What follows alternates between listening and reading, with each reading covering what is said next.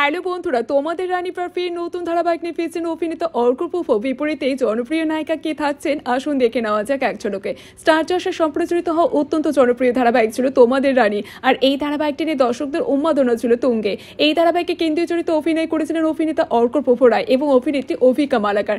ধারাবাহিকটি শেষ হতে বেশ হতাশা হয়ে গেছেন তার অনুরাগীরা।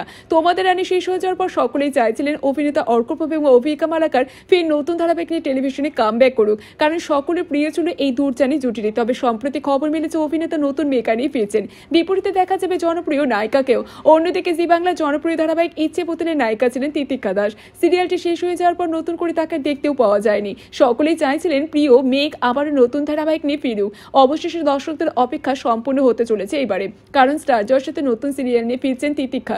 শোনা যাচ্ছে স্টার জলসার ক্রেজি আইডিয়াস মিডিয়ার নতুন ধারাবাহিক আছে, আর সেই মেগাতে প্রধান চরিত্রে দেখা যাবে এবারে অভিনেতা অর্ক প্রভু রায়কে। নতুন ধারাবাহিকের নায়িকা চরিত্রে দেখা যাবে ইচ্ছে পুতুলের অভিনেত্রীকে। শুধু তাই নয়, অভিনেত্রী নন্দিনা দত্তকে দেখা যাবে এই ধারাবাহিকটিতে। অভিনেতা অর্ক প্রভু নতুন ধারাবাহিক আসতে শুনে উৎসাহিত হয়ে রয়েছেন দর্শকেরা। অনেকদিন পর সিরিয়াল নিয়ে শুরু হয়ে গেল উন্মাদনা পর্ব।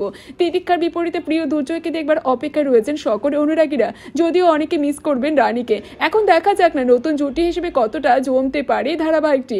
আপনাদের কাছে কেমন লাগে এই জুটিটি অবশ্যই কমেন্টে জানাতে ভুলবেন না। আর বিনোদন জগতের এরকম লেটেস্ট আপডেট নিউজ পেতে অবশ্যই আমাদের চ্যানেলটির সাথে এইভাবে জুড়ে থাকুন, পাশে থাকুন। ধন্যবাদ।